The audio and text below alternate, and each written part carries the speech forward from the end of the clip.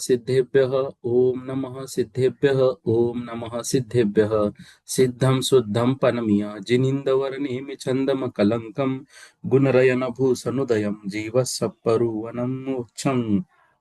बोलो देवादिदेव 1008 श्री श्रेयांसनाथ भगवान की जय। देवादिदेव 1008 श्री नेमिनाथ भगवान की जय। देवादिदेव 1008 श्री बाहुबली भगवान की जय। सिद्धांत चक्रवर्ती आचार्य श्री नेमि चंद्राचार्य महामुनिराज की जय। संत शिरोमणि आचार्य गुरु और विद्यासागर जी मुनि महाराज की जय। विद्याकुल शिरोमणि आचार्य श्री समय सागर जी महामुनिराज की जय। श्रमण शिरोमणि निर्यापक महाश्रमण मुनि पुंगव श्री सुधा सागर जी महामुनिराज की जय। समस्त मुनि संघ की जय। कल वेद मार्गना का प्रारंभ हमको करना था। 271 नंबर की गाथा से वेद मार्गना प्रारंभ हो रही है। देखिएगा, ग्रंथ में निकालिए 271 नंबर की गाथा। पूरी सिद्धि संढ वेदो, पूरी सिद्धि संढ वेदो,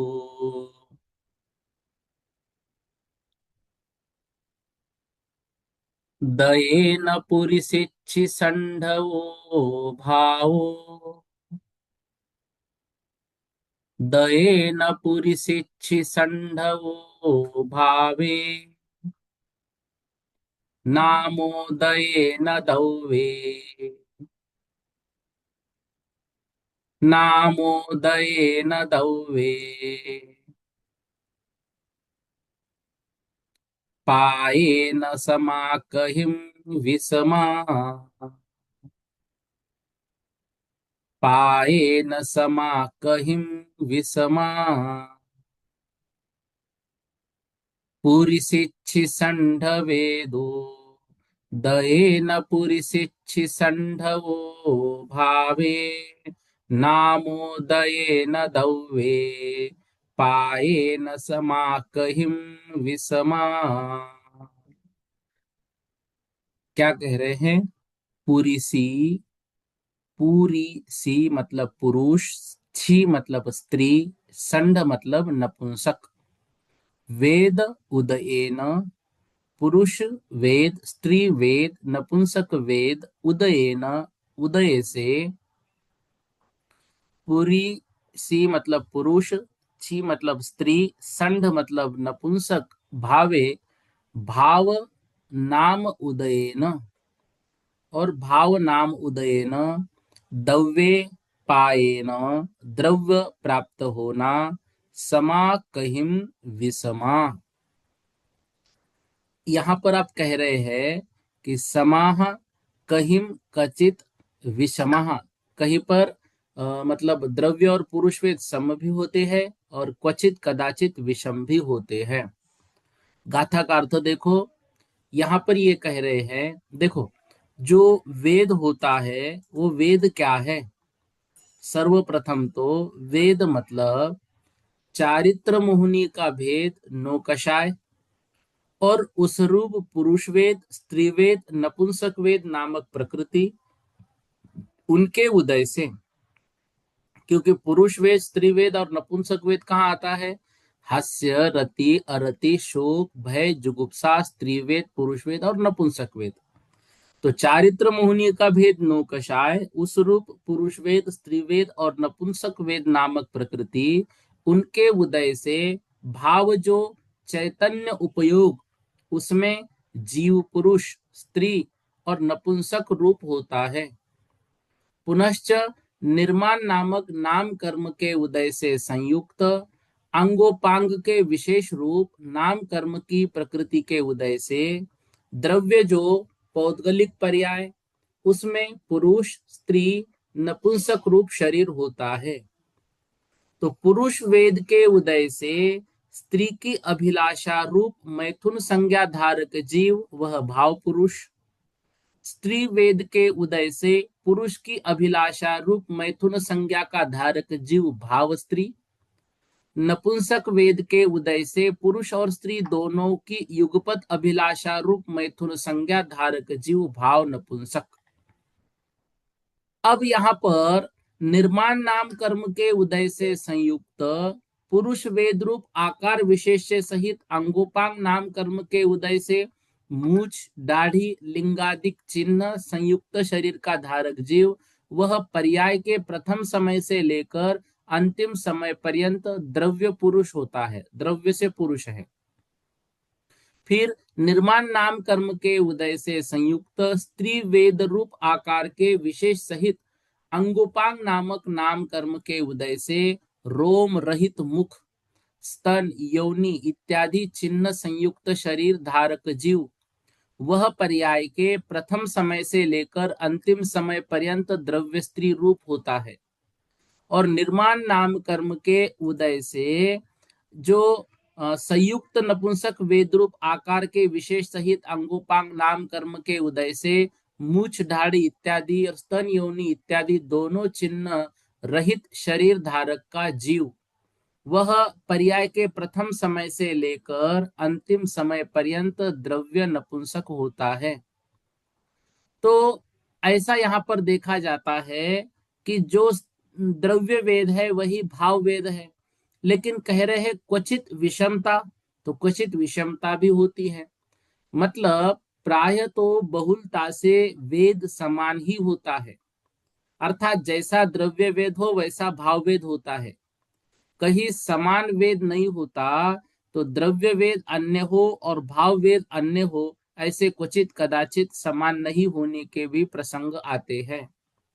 वहां देव नारकी और भोग भूमिया तिर्यंच मनुष्य इनके तो जैसे द्रव्य वेद वैसा ही भाव वेद होता है, परंतु कर्म भूमि तिर्यंच और मनुष्यों में किन्हीं जीवों के तो जैसा द्रव्य वेद होता है वैसा ही भाव वेद है, परंतु कई जीवों के द्रव्य वेद अन्य और भाव वेद अन्य होता है। कोई द्रव्य से पुरुष है, भाव से पुरुष की अभिलाषा रूप स्त्री वेदी है, अथवा स्त्री और पुरुष दोनों की अभिलाषा रूप नपुंसक वेदी है। ऐसे ही द्रव्य से स्त्री वेदी है और भाव से स्त्री वेदी की अभिलाषा रूप पुरुष वेदी है, अथवा दोनों की अभिलाषा रूप नपुंसक वेदी है। द्रव्य से नपुंसक वेदी है और भाव से स्त्री की अभिलाषा रूप पुरुष वेदी है, अथवा पुरुष की अभिलाषा रूप स्त्री वेदी है, ऐसा विशेष होता है। अब इसका जो हेतु है, हेतु क्या है, ऐसा कैसे है, तो आगम में 90 गुण स्थान के सवेद भाग तक भाव से तीनों वेद कहे हैं और द्रव्य से एक पुरुष वेदी ही कहा है, तो ऐसा कथन प्राप्त होता है। मतलब इसका अर्थ निश्चित रूप से यह है कि द्रव्य और भाव वेद क्वचित कदाचित किन्हीं जीवों के अलग अलग पाए जा सकते हैं। ठीक है, इस तरह से ये सारे विषय हमें याद रखने हैं। देखो, जीव के तीव्र मोह से उत्पन्न स्त्री पुरुष नपुंसक भाव रूप परिणाम भाव वेद और पुरुष स्त्री नपुंसक शरीर रूप आकार जो है, उस रूप शरीर जो है वो द्रव्य वेद। अब ये जो बातें अभी बताई, समानता कहाँ विषमता कहाँ, यहाँ पर ये सब कुछ लिखा हुआ है। शायद ये वेद की पीडीएफ मेरी भेजना रह गई, मैं आज कक्षा के बाद भेज देता हूँ। ठीक है, अब अगली गाथा देखो 272। वेद सुदीरनाये वेद सुदीरनाये परिणामस्य यः वेज्य सम्मोहो परिणामस्य ये हवेज्य सम्मोहो सम्मोहेन न जानति सम्मोहेन न जानति जीवो हि गुणं वदोषं वा जीवो हि गुणं वदोषं वा वेद सुदीरनाये परिणामस्य यः व्यज्यः सम्मोहो सम्मोहेन न जानति जीवो हि गुणं वदोषं वा। देखो, वेदस्य उदीरनाये, वेदस्य मतलब वेद नामक प्रकृति, उसकी उदीरनाये मतलब उदीरना, परिणामस्य या फिर उसके उदय से आत्मा के परिणामों का, हवेज्य सम्मोह जो सम्मोह होता है, मतलब रागादि रूप मैथुन है नाम जिसका, ऐसा सम्मोह मतलब चित्तों का जो विक्षेप होता है। क्या कह रहे पहले पंक्ति, मोहनी कर्म की नो कषाय वेद नामक प्रकृति, उसकी उदीरना या उदय से आत्मा के परिणामों को रागादि रूप मैथुन है नाम जिसका, ऐसा सम्मोह अर्थात चित्त विक्षेप उत्पन्न होता है। सम्मोहेन न जानदी, सम्मोहेन न जानदी, और वह सम्मोह होने से जानता नहीं है। मतलब उस वेद के उदय से वह जो सम्मोह है, तो सम्मोह के उत्पन्न होने से न जानदी नहीं जानता है, जीवो मतलब जीव, किसको, गुणम व दोषम वा, गुण क्या है या दोष क्या है ऐसा वो नहीं जानता है। ऐसा अविवेक रूप अनर्थ होता है। इसलिए ज्ञानी जीव को परमागम की भावना के बल से यथार्थ अपने स्वरूप का अनुभव करना चाहिए। हो सके उत्कृष्ट ब्रह्मचार्य अंगीकार करना योग्य है ऐसा आगम में कहते हैं, लेकिन यदि शक्ति नहीं है तो स्व स्त्री स्व पुरुष इसमें ही हमको आनंद मानते हुए रहना है। इसको कहते हैं स्वदार संतोष व्रत। ठीक है। देखो, मतलब मैं स्वयं ब्रह्मचारी नहीं हूं, मैं ब्रह्मचार्य का उपदेश देने का अधिकारी भी नहीं हूं। ठीक है ना। हमारे कक्षा में बहुत सारे प्रतिमाधारी है, वो बहुत अच्छे से व्रतों का पालन कर रहे हैं। ऐसा ही हम सभी का भी हो, या हमारे भाव होने चाहिए। परंतु नहीं कुछ तो हम स्वदार संतोष व्रत ले सकते हैं। देखो, हमारे सांगानेर में हमारे जो मतलब स्नातक विद्वान हैं, वो शादी के बाद गुरुदेव के पास जाते आशीर्वाद लेने के लिए। एक दिन जिज्ञासा समाधान में एक दीदी ने पूछ लिया, आप ये शादी का आशीर्वाद देते हो गुरुदेव, इसमें दोष नहीं लगता है क्या? तो उन्होंने कहा, मैं शादी का आशीर्वाद नहीं दे रहा हूँ, विवाह का आशीर्वाद नहीं दे रहा हूँ, आशीर्वाद इनको दे रहा हूँ स्वदार संतोष व्रत का। ये बेटी इसी लड़के पर ही जीवन पर्यंत मतलब साथ निभाए, और ये बेटा भी इसी बेटी पर जीवन पर्यंत साथ निभाए, ऐसा आशीर्वाद है स्वदार संतोष व्रत के लिए। ताकि अपने पत्नी और पति के अलावा सारे दुनिया से इसने ब्रह्मचर्य स्वीकार करना है, इसके लिए मेरा आशीर्वाद है। ठीक है। इस तरह से ये बातें होती है। तो मोहनीय कर्म की नो कषाय रूप वेदक नामक प्रकृति की उदीर्णा हो अथवा उदय हो। उदीर्णा किसे कहते हैं? देखो, उदय तो हम जानते हैं, उदय आना, लेकिन काल आए बिना, स्थिति पूरी हुए बिना कर्म का जो फल मिलता है उसको कहते हैं उदीर्णा, और काल आने पर फल मिलना उसे कहते हैं उदय। तो वेद कषाय रूप वेद नामक प्रकृति की उदीर्णा हो अथवा उदय हो, आत्मा के परिणामों को रागादि रूप उत्पन्न हो जाते हैं, उसको सम्मोह कहते हैं, और उससे चित्त विक्षेप होता है। और जैसे ये सम्मोह आ जाता है तो जीव गुण और दोष को देखता नहीं है। इस तरह से यहाँ पर कह रहे हैं।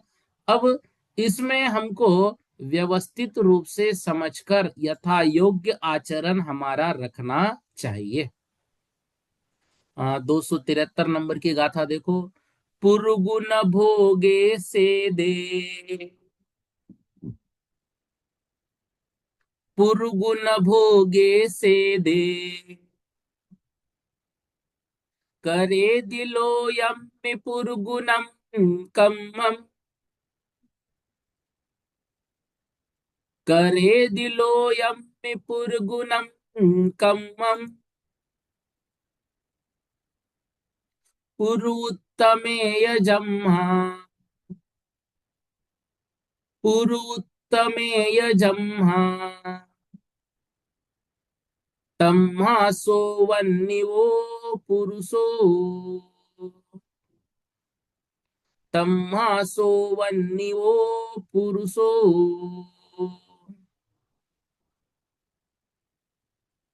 पुरगुन भोगे सेदे। करे दिलो यम्मे पुरगुनम कम्मम। पुरुत्तमे यजम्हा। तम्हासो वह्निवो पुरुषो। देखो, अब पुरुष क्यों कहा जाता है? तो पुरु गुण भोगे, क्योंकि वह जीव पुरगुण अर्थात उत्कृष्ट सम्यक आदि गुणों को भोगता है। सेदे मतलब स्वामी होकर प्रवर्तन करता है। उत्कृष्ट सम्यक ज्ञान आदि गुणों को भोगता है, स्वामी होकर। सेदे, सेदे मतलब स्वामी होकर प्रवर्तन करेदि करता है। लोयम्मी पुरुगुणम कम्मम, वह लोक में पुरुगुण कर्मों को करता है।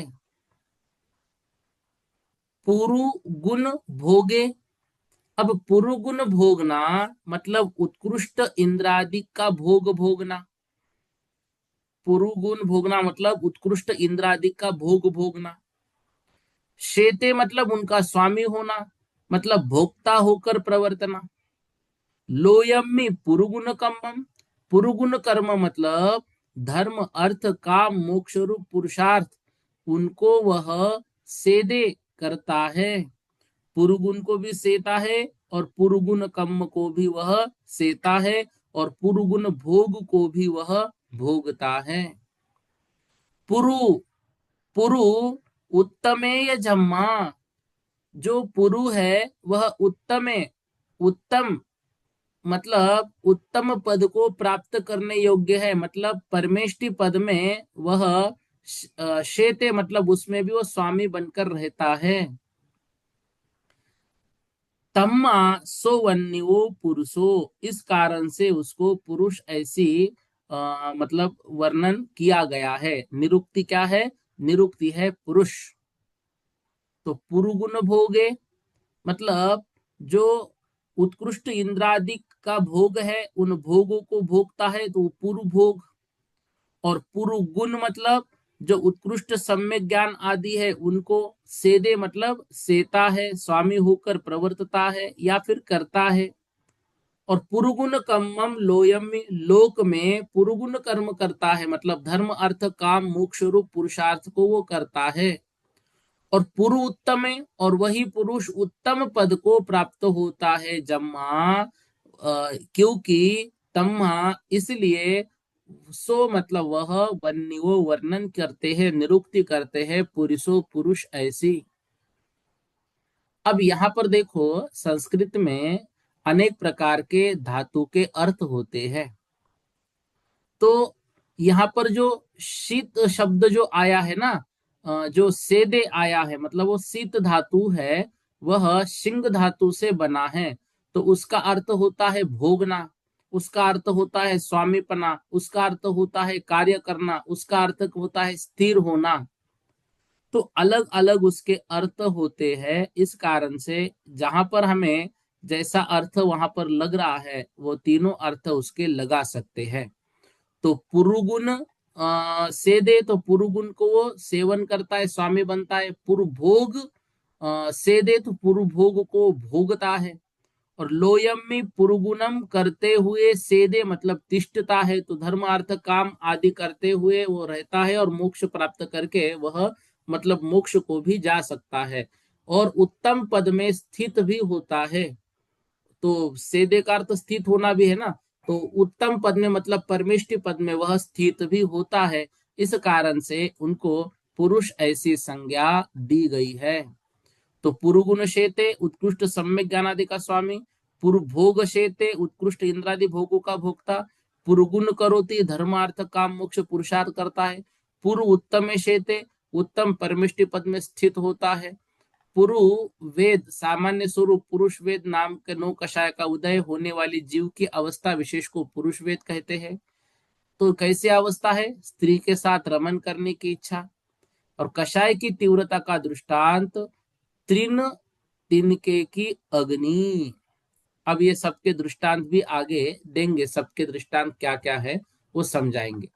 अब देखो यहाँ पर 274 नंबर की गाथा में स्त्री की विशेषता बता रहे हैं। छाद यदि स्वयं दोषे, छाद यदि स्वयं दोषे, न यदो छाददि परम विदोषेण,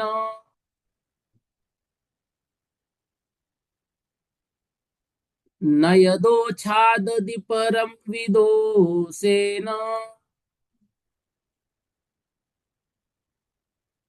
छादनशीला जम्मा, छादनशीला जम्मा,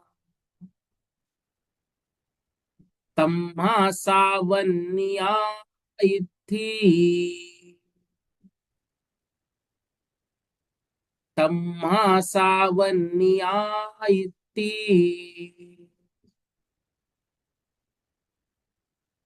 छादयदि संयमदोषे, नयदो छाददि परं विदोषेण, छादनशीला जम्मा, तम्मा सावन्या इति।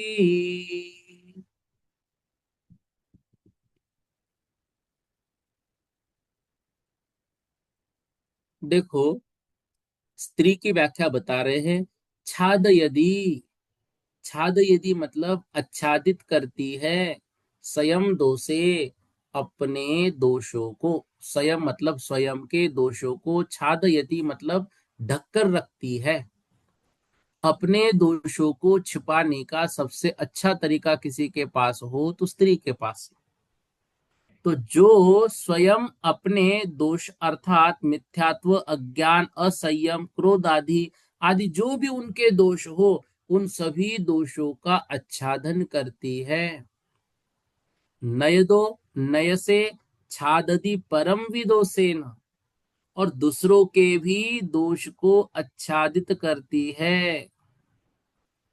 ठीक है। अब यहां देखो एक शब्द आया है छादयदि मतलब आच्छादन करना, और दूसरा शब्द आया है छाददी। छाददी मतलब क्या करती है? वो उसमें लगा देती है। ठीक है।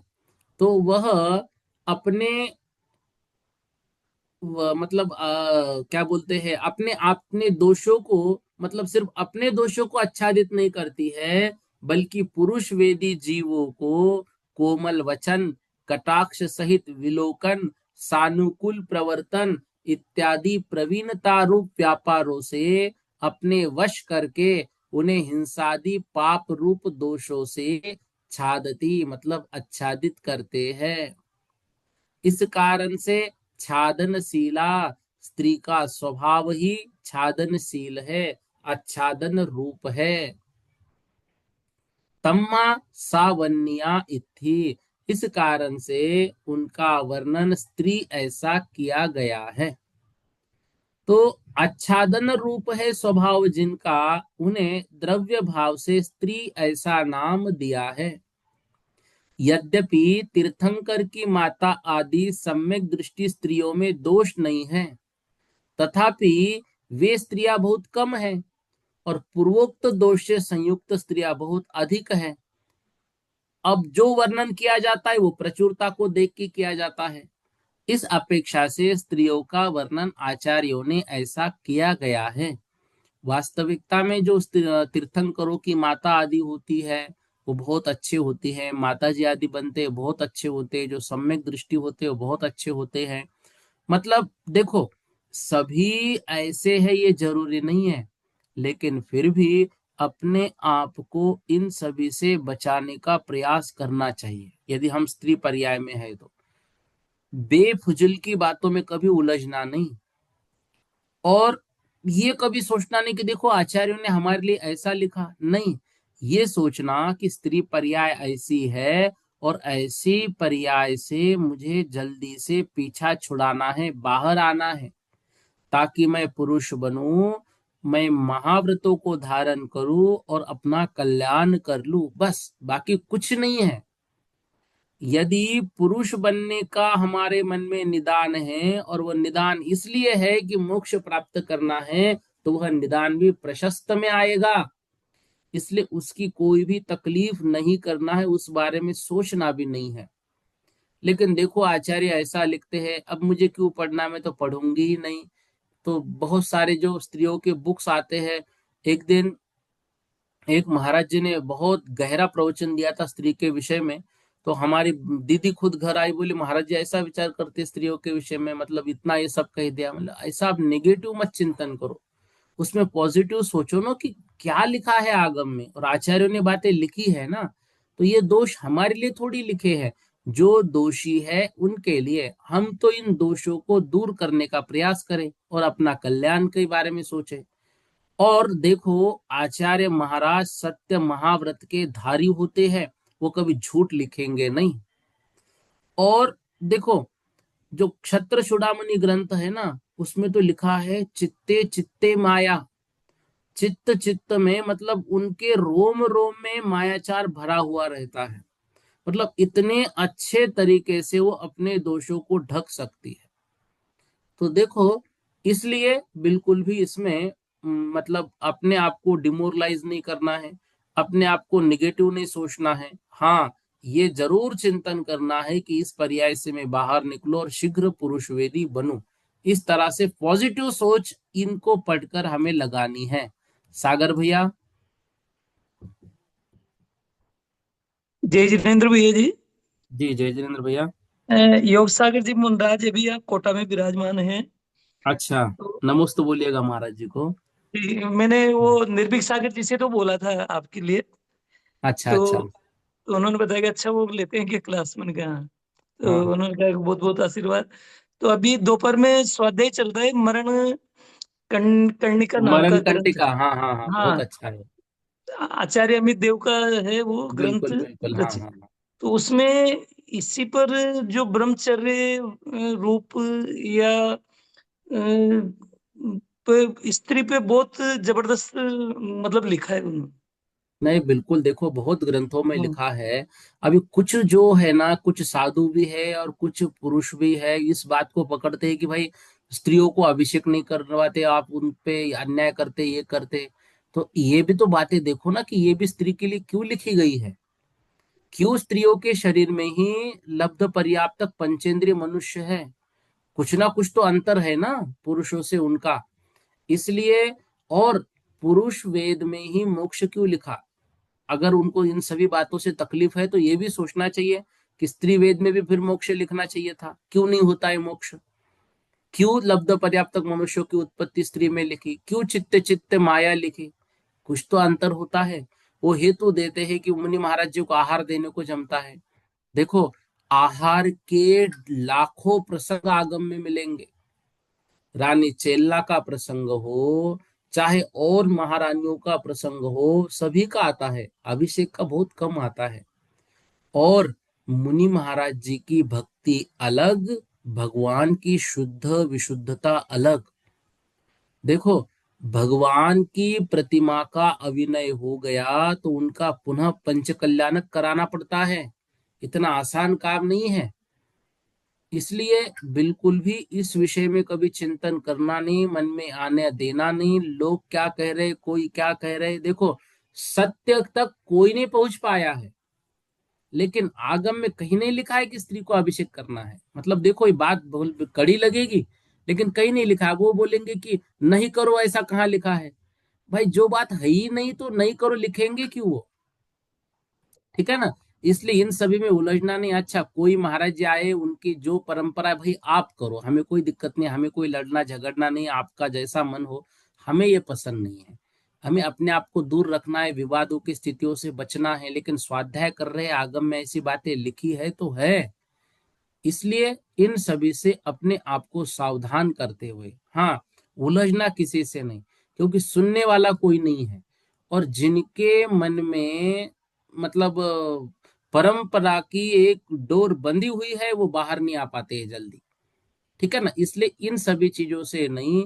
और आपको बोलूं, आचार्य महाराज विद्यासागर जी एक एक चीज आगम को देखकर उसके परिप्रेक्ष्य में ही करते थे। मतलब आचार्य श्री ने कोई चर्या यदि की है तो आगम में ढूंढना पड़ता है कि ये कहीं ना कहीं लिखा होगा, तभी इन्होंने की है। और बाकी सबका ऐसा है कि वो आगम में देख के चर्या करते, और आचार्य श्री तो करते तो ढूंढना पड़ता है कि कहीं ना कहीं ऐसा है। इसलिए कभी भी मन में शंकित होना ही नहीं, निश्चिंत रहना।